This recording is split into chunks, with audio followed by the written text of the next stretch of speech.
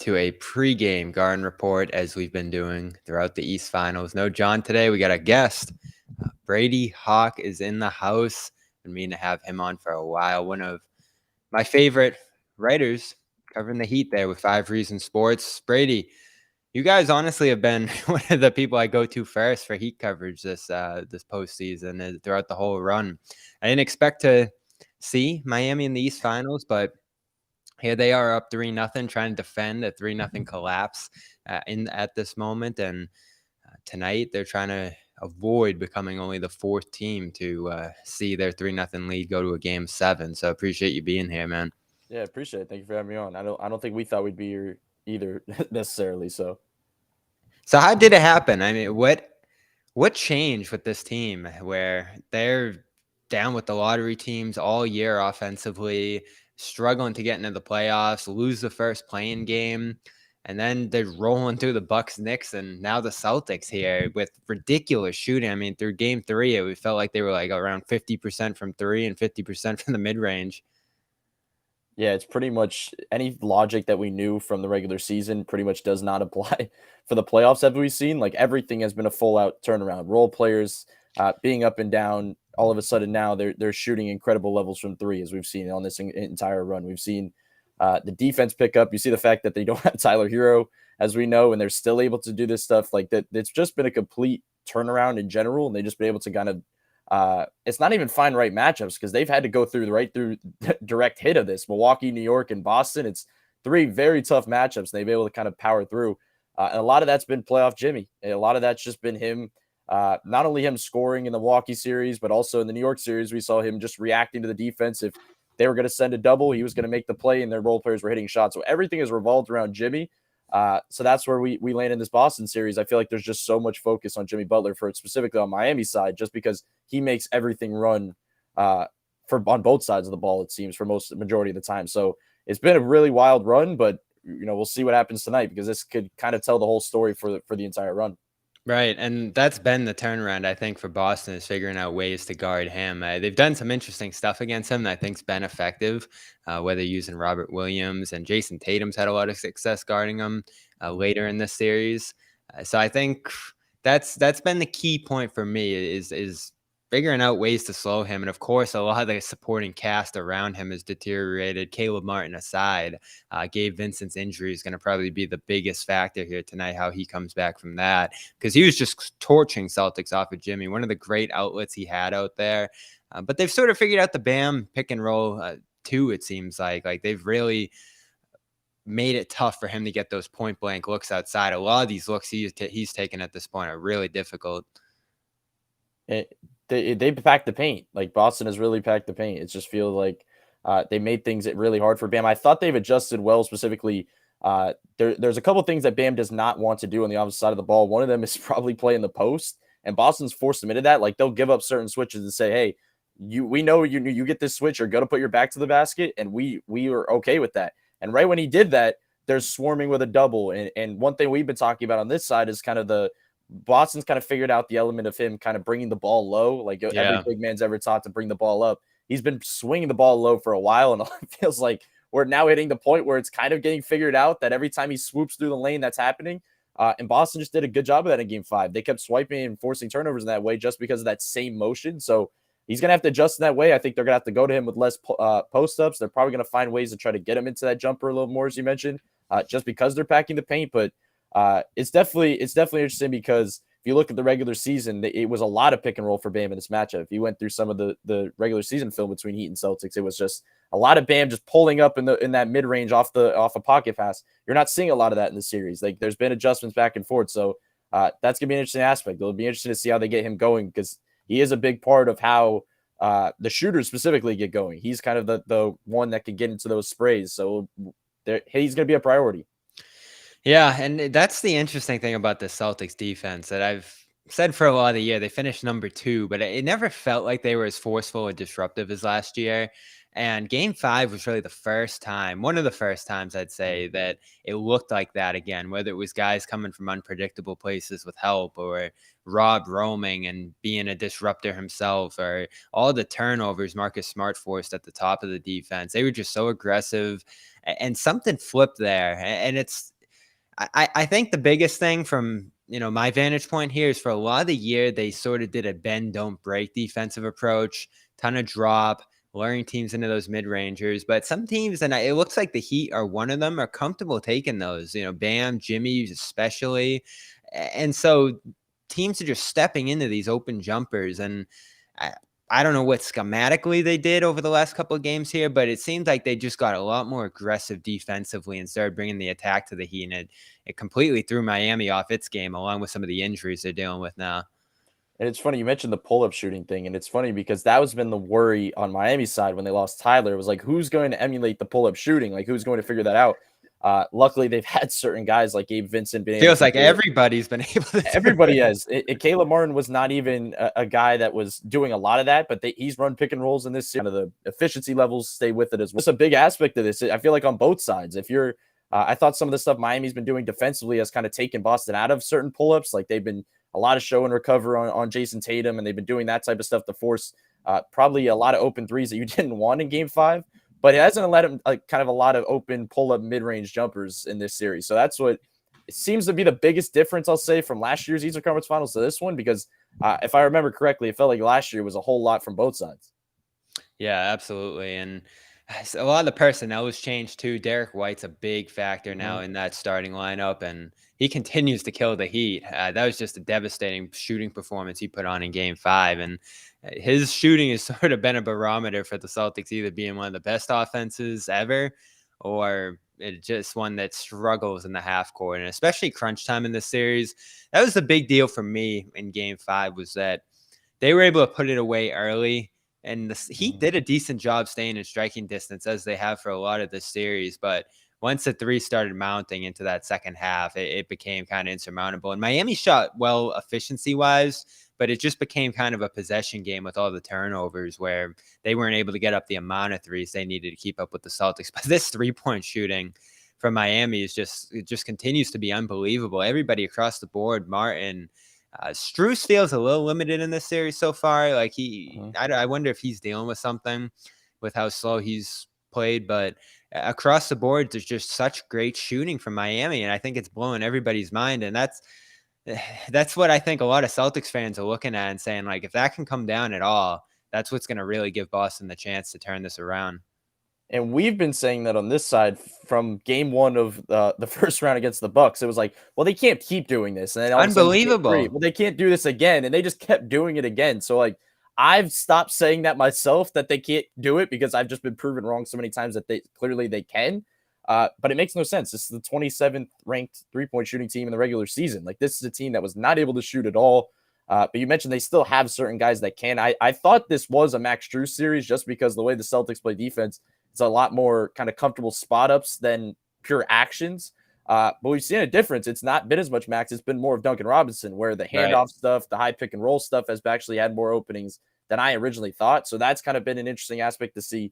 And I felt like specifically in the first 3 games of the series when Miami won them, Caleb Martin, the way that he was kind of reading closeouts, it felt like they were just really reacting to Boston's defense, and they were like, there was no consistency with the way they do it. Sometimes they'd spray out at a shooter and all of a sudden he had a driving lane. Other times they would stay home and he had an open look. This last time, specifically with Jimmy, I thought the main adjustment on Jimmy was the fact that they were staying home on fakes. Like they were saying, we don't care about your pump fakes. We don't care about anybody's pump fakes. We're just going to stay down.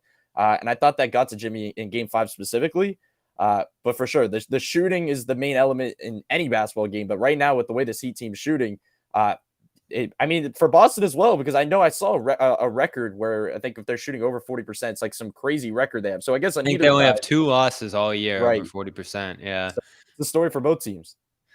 Yeah. And the amount of times they've been able to do that have diminished a little bit as the year's gone on. I mean, that 21-5 start was just, I think they shot 40% average through that whole run. And that's the kind of run the Heat have been on here. So you do kind of go with those sways and 3-point shooting. Horford has struggled to hit him for most of the series. That's limited his effectiveness to a large degree. And this team is so outside of the Tatum and Brown's reliant on that three. The other ridiculous thing I saw was that Horford's free throws, I forget what game they were in, were his first since March. So that's the kind of style they have him playing.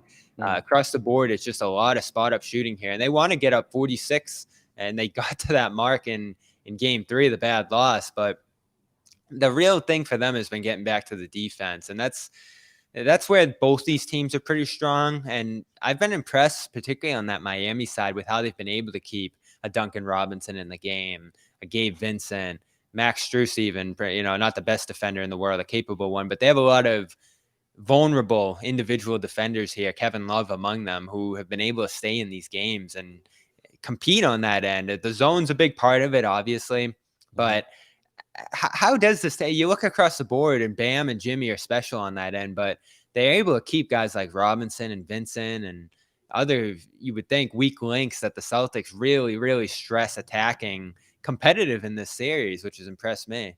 Yeah, it's been a whole lot of show and recover is kind of what I've seen. Like, it's just a whole for anybody. All those guys you listed have been specifically on Tatum's actions. Like, they're heavily, of course, Boston's idea is going to be bring this guy up so we can put him in the action. And there was plays in the beginning of game 5 where it was like Kevin Love holding on the show way too long, and then it's swing, and it's an open 3 for Boston. Happened again and again. And it felt like the side for Miami now at this point is saying to themselves, do we keep worrying about Tatum on these kind of getting the ball out of his hands like they have been?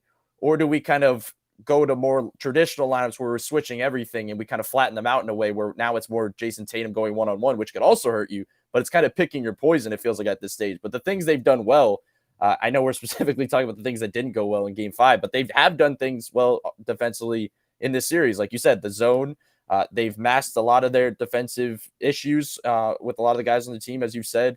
I thought the way they've thrown Jimmy and Caleb Martin specifically kind of just shifted them back and forth between Jaylen Brown and Jason Tatum. They're not letting them get comfortable. I thought the first couple of games of the series, like, it was any given possession, they were seeing a different defender. It was like, well, this guy defends this way, this guy defends this way. Well, you're not going to know which one's defending you on this given possession. And then all of a sudden, oh, wait, Bam's switching out. And then it was like they just kept throwing different wrinkles in the mix. So that's why I think now, for both teams, it's all hands on deck. Like, you have to just put out your final cards on the table right now, it feels like. And I feel like for Miami's side, it's probably going to be less show and recover. It's probably going to be more lineups that you switch a lot. You're probably going to see more Haywood Highsmith. So it's more so, I think, about giving them different looks. We'll see how they go about it tonight. Yeah, and a lot of that's going to be how healthy Vincent looks. The ankle's always so unpredictable. And that was the moment in this series when he went down with that where I said, this might actually turn around here, because he's been so critical for them on both ends there. Lowry really struggled in the spot start. I am interested if they throw a Highsmith in there, even throw a Martin off the bench. He's been so good in that spot, but they just need somebody in that spot if Vincent's not going to be able to play the heavy minutes with the starters. He'll probably start, I'd imagine, just to keep the groups intact. But if he's limited at all, they're probably going to have to get away from that. That's similar on the Boston end. I was over at shoot-around on the Boston side, and it didn't look like Brogdon was doing anything. Obviously, he missed the second half, and at this point, 2 points over the last 3 games. I have a hard time imagining that he's going to be a big part of what they do tonight. So you're wondering if, Hauser and Pritchard become a part of the Celtics rotation on the back end. They really haven't so far, other than a few Pritchard minutes. I mean, that's kind of the adjustment. I think, would you lean Pritchard? I think that's kind of the expectation, it feels like, with a lot of the different ways that Miami could do it. But the other thing about it is we've seen Pritchard's a guy that Jimmy can get very comfortable against, as we know. Yeah. Like, we talk about the guys that Jason Tatum can go at Miami.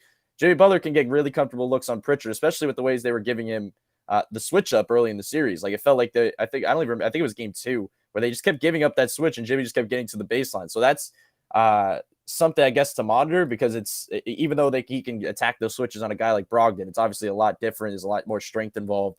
It's harder to get to those spots. So I think I would expect Pritchard, and it'll be interesting because, as I said before, you have to kind of pick your poison with the way you go at Tatum, with the way you stay home on shooters. And obviously now, if you have a guy that's more so going to be off ball than on ball, compared to Brogdon and Pritchard, you can't be helping off in similar ways. You can't be doing certain things that you have been already. So there's going to be a lot of adjustments involved. And that's why As much as we talk about, I think from Miami's perspective, there's all this talk about Jimmy, Jimmy, Jimmy. I think it's a lot on Spo, because this is a situation where Spoelstra is going to have to kind of pitch a perfect game, it feels like. Yeah, definitely. And they went zone a ton in that last game, it felt like. And the Celtics just slowly figured it out.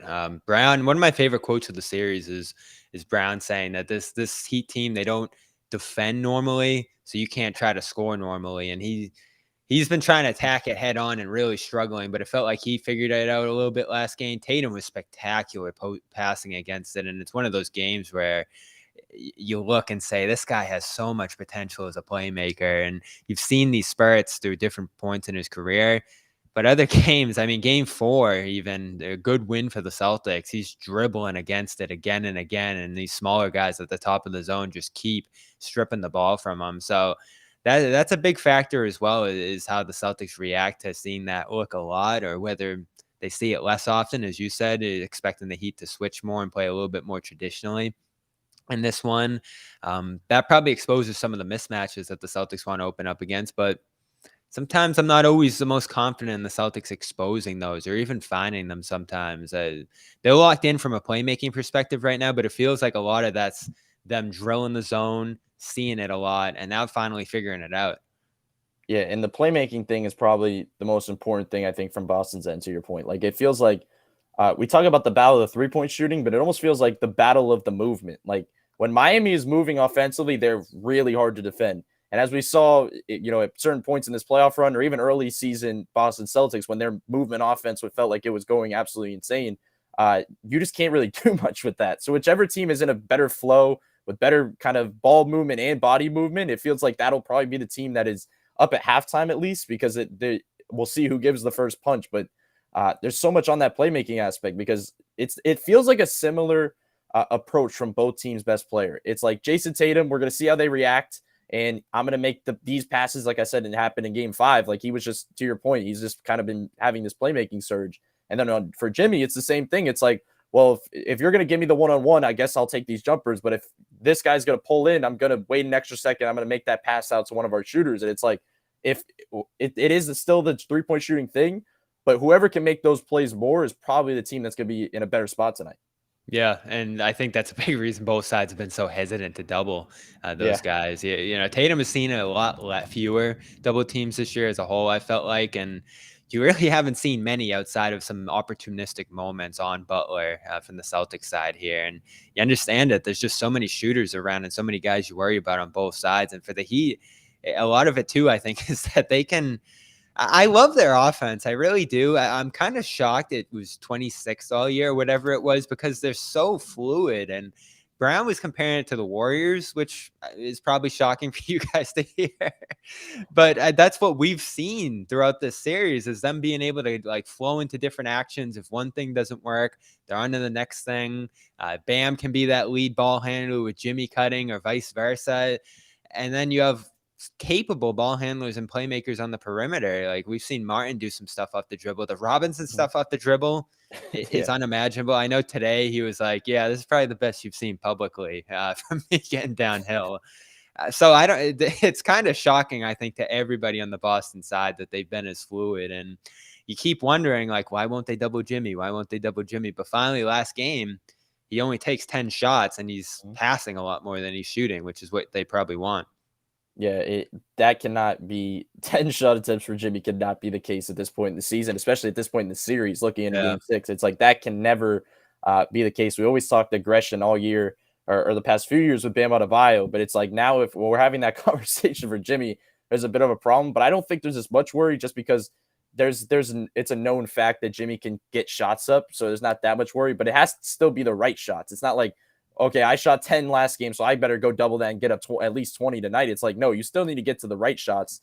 And like I said earlier, I felt like Boston did a good job by staying home on his pump fakes. Like, he just kept getting to those same baseline jumpers that he did all series, except one thing he's really good at is moving around his individual defender. Once he gets you in the air, and once he can get to his little pivot 3 or 4 times, he's probably going to score. But if you're staying still and he has to kind of just stiffly get into a fadeaway or a pull-up, it makes things look different.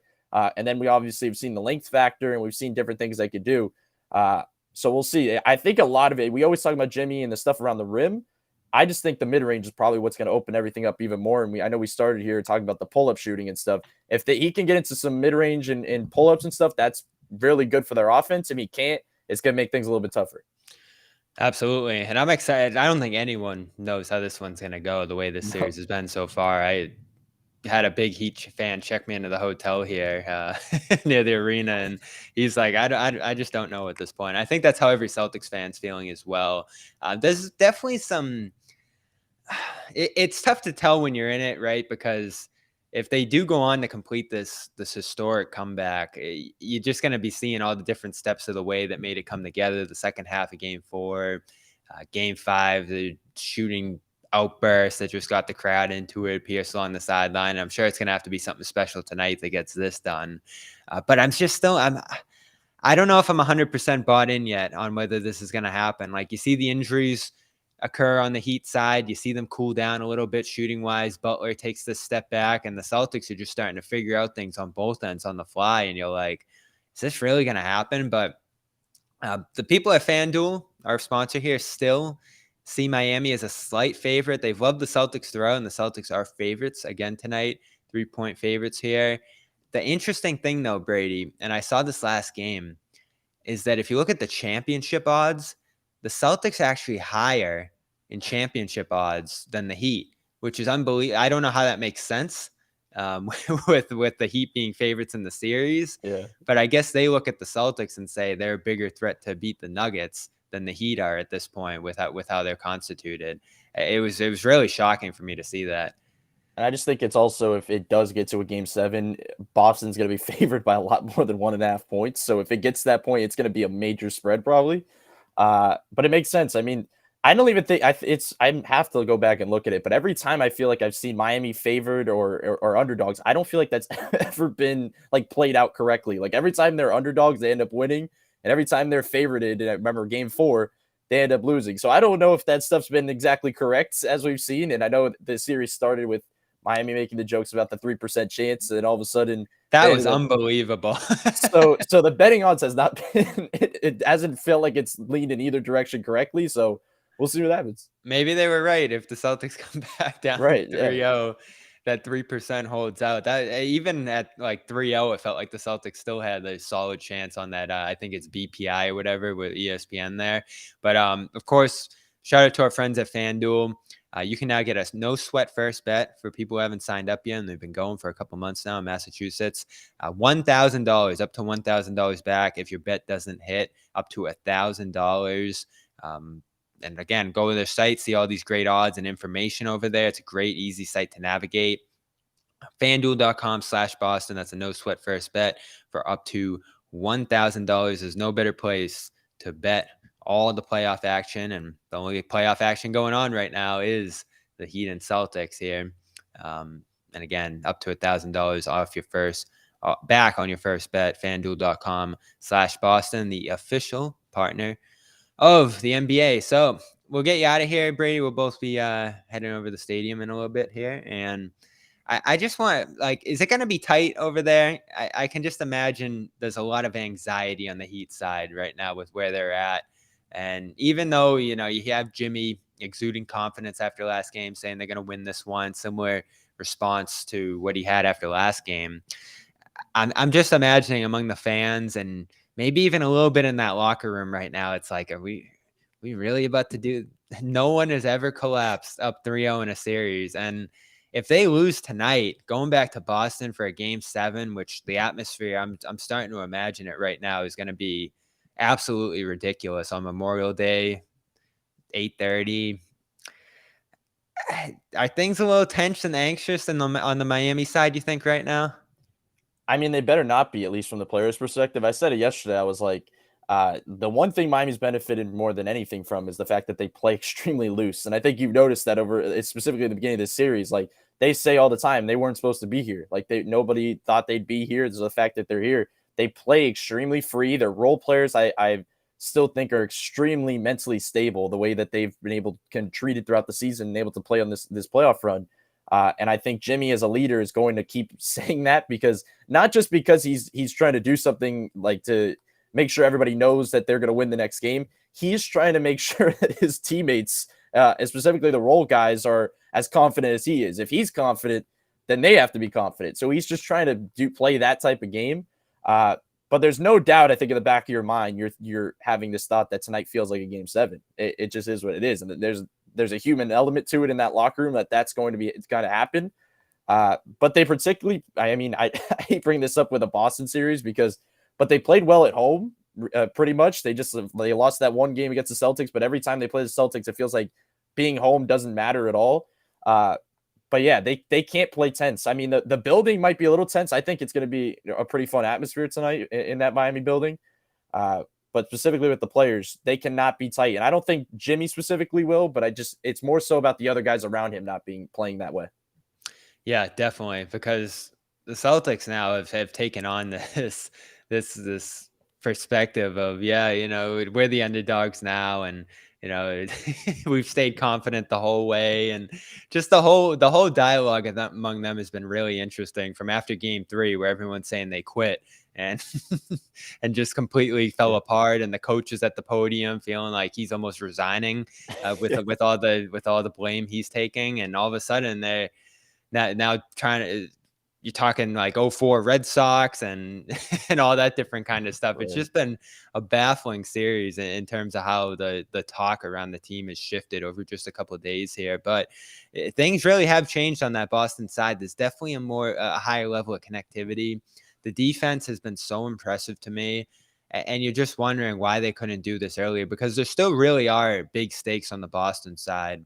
I think for both teams now, and I don't think the Celtics are going to play anxious or tight in another elimination game. In fact, they've played their best basketball, and they've held every single team they've played in an elimination game so far, going back to last year, to under 100 points, which is hard to do in the NBA now. And they've done it for about 7-8 games, I think.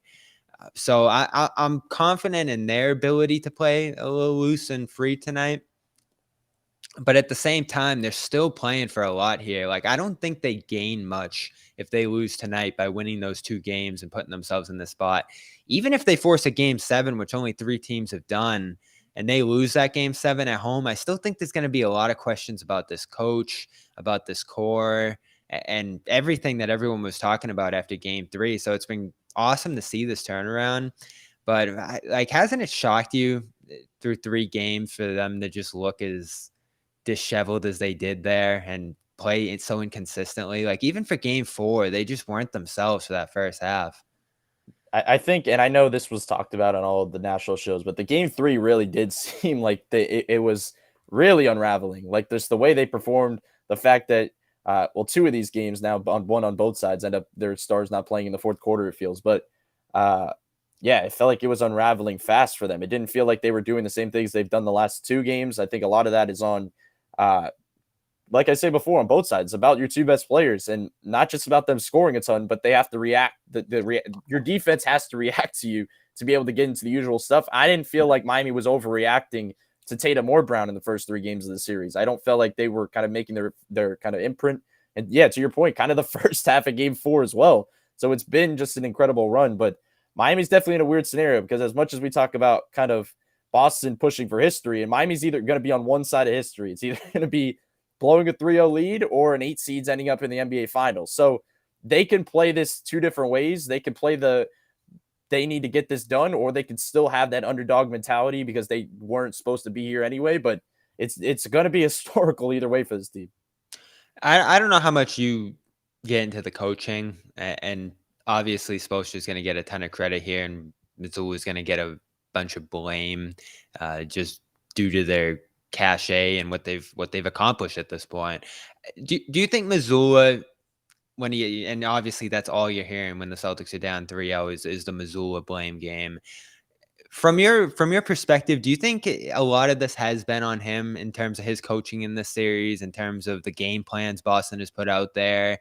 Like, is it fair to put a lot of this focus on him? Because that's obviously a lot of what we're going to do on this side. I mean, I don't think I think it is fair. I think specifically after seeing what you saw in the first 3 games of the series, I just don't. And I know as a coach, he just put everything on him after that Game 3, but it's definitely this was not all on him. Like, this is the UK, as we could talk about kind of the way these certain guys have played better throughout the series. You cannot forget about those first 3 games.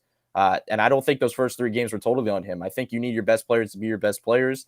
And I don't think they were in those first 3 games. So they didn't put themselves in the greatest spot. And of course, an interim coach, that's a guy that's probably going to get a lot of the heat. Even as you said, this is going to be the hot topic throughout the offseason as well. But it's definitely not all on him, in my opinion. I'm not somebody that thinks it's because I thought he's actually, after that point, has made some good adjustments. I thought he's done some decent things to Miami to get him out of what they like. So as much as we're going to notice the stuff he didn't do, we also have to note the stuff that he has done. And if we're going to go back to the stuff that went wrong, it's a lot on the players as much as it was on the coach. Yes, and on a very basic level, the one thing everyone can't stand with him in Boston is the timeouts. They were flying Yeah, in correct. Game 5. That I was don't think sarcastic, right? I don't think you let a lead get below 15 last game as they started flying around. And again, that's him adapting. I think a lot of it's coming from the players and feedback for toward him too. And at the end of the day, he did enter the spot in a very, very difficult position. I think he will be under enormous fire if they end up losing tonight once again. Mhm. But there's progress, and I do think even the fans have looked at it a little and given him the nod, like, "All right, Joe, it's starting to turn a little bit here." From a Miami perspective, and this is my last question from you: what is at stake for them? You think? Um, of course, I'd have to imagine there'd be some consequences if they blow a 3-0 lead here, despite this run being unexpected and admirable. It wasn't a great season for this group, and I still think they're probably searching for something bigger, especially for this Jimmy and Bam core, to be able to actually contend for a championship. Because even if they do end up escaping from the series, they probably will be significant underdogs to a really, really good Denver team that's just hitting its stride right now. But as far as this series goes, if they're not able to close this out, what could you see the fallout from that being? I think it's a lot of building around Jimmy and Bam. Pretty much the conversation we had at the end of the regular season. This is this doesn't. I don't think it changes much. Even if they win this game tonight, let's just hypothetically say they win and they move on to the NBA Finals. I still think they're looking at it like that. They have to make certain moves to help uh, kind of their top guys on this team. I think there's certain moves out there that they're going to focus on. The interesting thing, I think, from their perspective, and this is really getting down into it, but the Max Strus and Gabe Vincent contracts. Do you it's been a lot of talk about bringing one of them back, but if you end up winning an NBA championship, they probably say whatever, we bring both back because they've been good on this run. But other than that, you're kind of having to make those decisions as well. So you're already seeing changes. And I think they know either way that they still need certain guys. Just because you picked up Kevin Love on a buyout market mid-season doesn't save your front court moving forward throughout the next few seasons. So there's certain moves that they're going to have to make either way, in my opinion. I don't think tonight really changes that. I think they know what they have to do with this roster. But for now, this roster has gotten them to a pretty interesting point. An 8 seed getting to 1 game away from NBA Finals. We could talk about the Celtics making this historic comeback or not. They got to this point. They still have a chance to win the series, obviously. So we can't talk about that yet. We'll save that for the offseason. But for now, they have to focus on this roster. And those guys are going to be kind of very important. Some of the guys we're mentioning about talking about trade-wise or signing-wise are going to be important tonight. Brady's been great throughout this run, been following his coverage, been following 5 Reasons Sports throughout as well. I got to hand it to you guys. You've really done a great job. And, you're always looking for good Heat coverage. It's on one of those teams that's as extensively covered as the Celtics here. And, you guys all do a great job there. I've been following throughout the run. So go, if you don't follow them, check them out at Brady Hawk 305 for Brady specifically. And, of course, at 5 Reasons Sports. Over there on Twitter. Brady, appreciate your time here. I'll see you over at the arena. For sure. Thank you for having me on. All right. And for all of you, thanks for joining us here this afternoon. Of course, want to give a big shout out to Athletic Greens, athleticgreens.com/garden. You know them. Get up in the morning, get your water, your glass of water. You're going to have that anyway. You want to stay hydrated, but you also want to get all your vitamins, minerals, adaptogens, probiotics, and more.